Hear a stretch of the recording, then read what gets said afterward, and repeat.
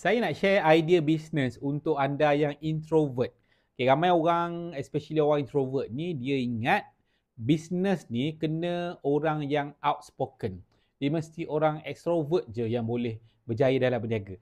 Saya adalah orang introvert. Jadi saya akan share dalam video ni apakah idea bisnes dan macam mana you nak berjaya buat income sebagai seorang yang introvert. Saya Amin Kamarudin, channel saya Amin Kamarudin. Kalau anda first time, saya nak minta anda untuk subscribe ataupun follow saya dan komen dekat bawah tu saya dah subscribe. Okey, orang introvert ni istimewa tau. Dia ramai orang salah sangka. Even orang introvert tu sendiri salah sangka. Saya bagi tahu macam ni, orang introvert bukan orang yang tak boleh bercakap loud, bukan. Bukan orang yang tak boleh nak outspoken.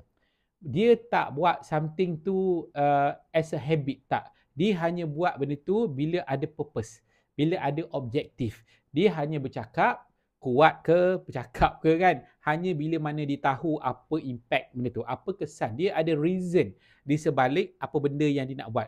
Dan biasa orang introvert ni dia lemah di kalangan ramai orang. Kalau kita pergi pada crowd kan, dia macam energi kita kena sedut lah kan. So tapi ada banyak orang kata method kita boleh buat. Macam saya, okay, bisnes saya buat bisnes network marketing. Basically saya buat bisnes Shaklee. So macam mana bisnes Shaklee ni bantu saya sebagai seorang yang introvert? Okay, so saya macam introvert ni dia tak suka spend masa terlalu banyak jumpa orang. Antaranya itulah. Dan dia hanya bercakap hanya perlu. Dan dia tak akan saja-saja pergi masuk dalam crowd. Kalau dalam hall tu, dia adalah orang yang duduk jauh-jauh, diam-diam, seorang-seorang. Kan? Tapi kalau ada sebab, dia akan pergi menyapa orang dan orang kata bersosial lah. Bisnes network marketing Shaklee yang saya buat ni, yang pertama macam mana? Dia adalah bisnes yang boleh dibuat secara online. So method saya banyak guna platform online, contohnya macam YouTube. YouTube ni saya boleh, walaupun saya introvert, saya boleh orang kata buat video yang baik. Saya percaya semua orang introvert, dia boleh buat video yang baik. Saya dah jumpa ramai dah. Walaupun baru-baru dia cakap, malulah, tak nak buat lah. Dia bukan issue dia tak boleh buat. Mungkin dia tak faham purpose dia buat tu. So bila saya nampak apa YouTube boleh buat pada bisnes saya, so saya start buat video YouTube. Dan orang introvert ni dia boleh taat dengan task, dengan assignment.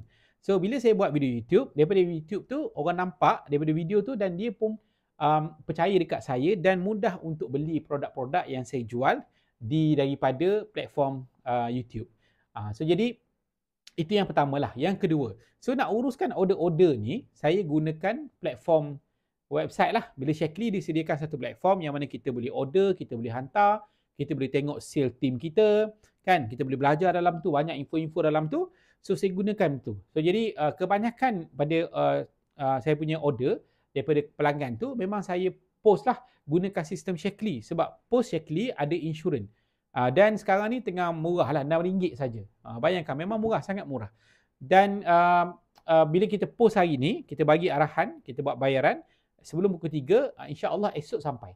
Kalau kawasan-kawasan tu yang ni lah, yang tak ada pedalaman sangat lah. Kalau pedalaman kadang mungkin ambil masa dalam 2-3 hari. So saya tak payah jumpa orang. Yang kedua. Yang ketiga. Orang introvert ni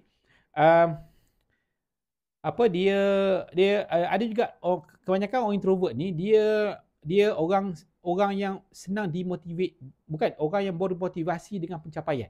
Dalam bisnes Shaklee ni dia ada tahap-tahap yang kita boleh kejar. Dan bila tahap-tahap ni dia pun ada penghargaan. Kita akan masuk dalam majalah, lepas tu kita akan dihargai, kita ada convention setiap tahun dan dalam convention tu kita akan diberikan penghargaan, naik pentas. Lepas tu kalau kita super achiever, kita akan diberikan tugas untuk berkongsi. Kan? Memanglah saja-saja memang tak nak kongsi lah. Tu bukan orang introvert. Tapi bila kita berada di satu tahap pencapaian yang baik dan kita diberi tugas untuk berkongsi kejayaan kita, orang introvert ni boleh perform dengan baik.